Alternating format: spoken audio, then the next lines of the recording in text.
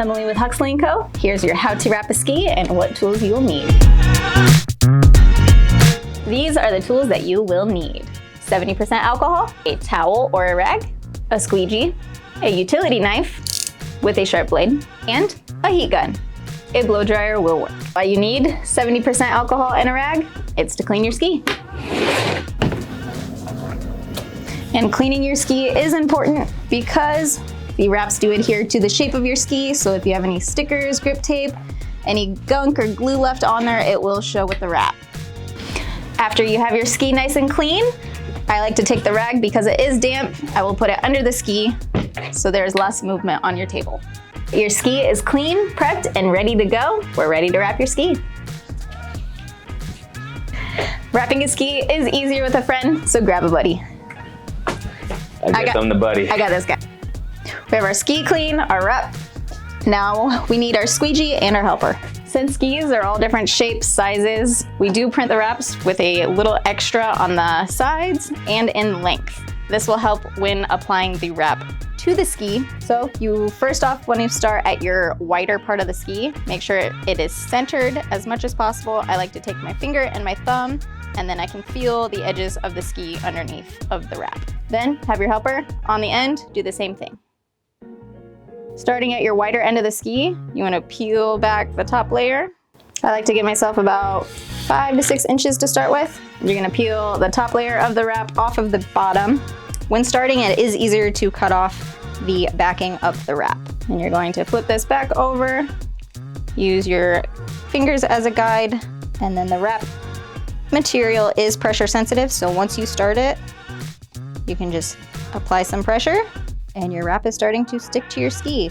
Since you have the top part already stuck, I like to go ahead, make sure it's centered again. All right, and then this is where your buddy and your squeegee come in handy. Go ahead and squeegee the top since you already have that started, so you have a good surface area of your wrap that is already adhered to the ski.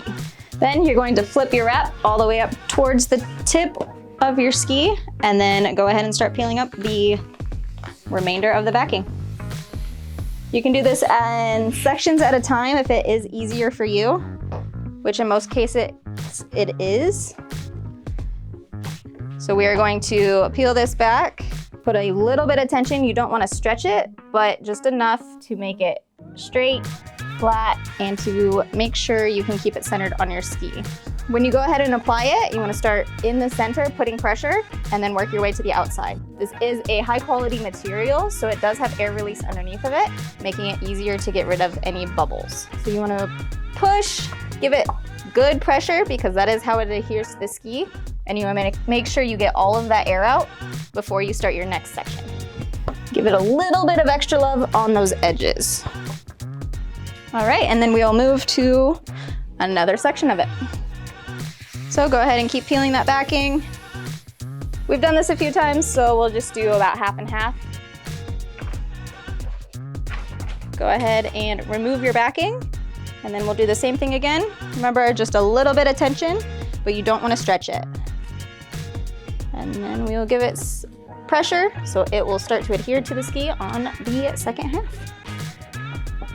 Now the whole wrap is applied to the ski.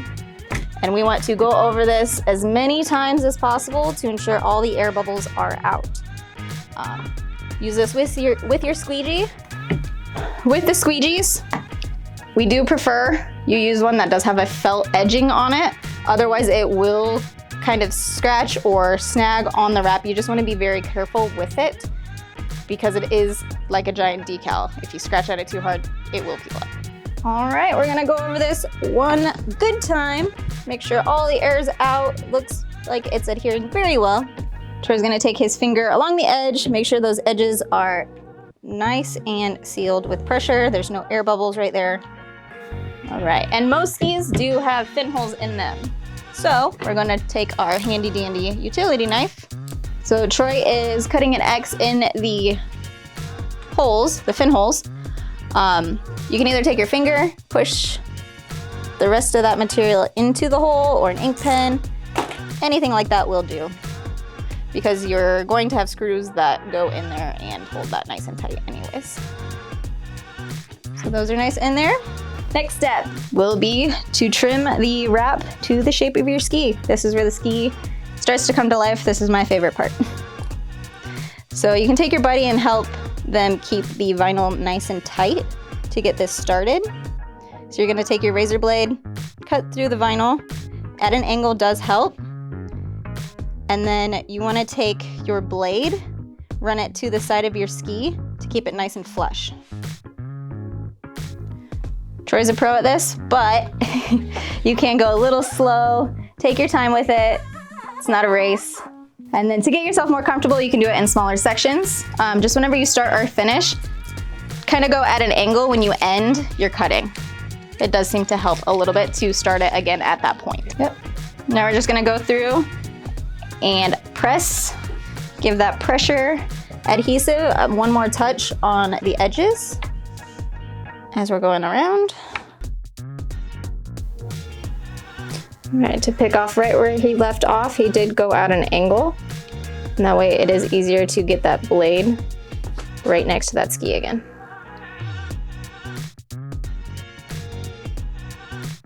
All right, since Troy's better with that hand going that way, he's halfway done with the ski, so we're gonna flip it around so he can use that same movement because that is what he's comfortable with and it is easier for him. So we just picked up where we left off. And again, as the buddy, I like to just hold this up so it doesn't have much slack. Just a little bit of tension, but not enough to throw him off, just to keep it from falling. Does seem to help. Sheesh, she looks pretty. All right, again, we're gonna go back around the edges. Give that a good pressure seal. And you wanna do this really, really well before you get that heat gun out. Go over with the squeegee. This is the final step before you want to heat the ski, just to give it that extra adhesive and a longer life of being stuck to your ski. I do like to run over it with my fingers just so I can feel if there are any air bubbles left.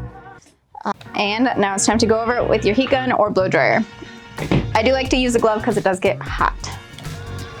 So heating, you don't want to get too close to the wrap because you will melt it. Won't really melt, but it will stretch it. But you just want to give it a good heat, not super hot in one spot. Just keep it moving, just like you were blow drying your hair. If you leave it on one spot too long, it's going to burn and hurt. Don't really want to hurt your ski, do we? Do you heat up a spot really good?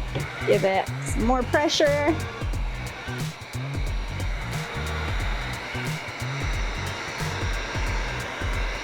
And the edges with the heat gun is the most important part because those are the spots that will either ding or peel up. Those are the first parts to get damaged on the ski. So go ahead and give it some good heat and good pressure on those edges. And that's a wrap. Don't forget to tag Huxley and Co with you and your new funky fresh wrap.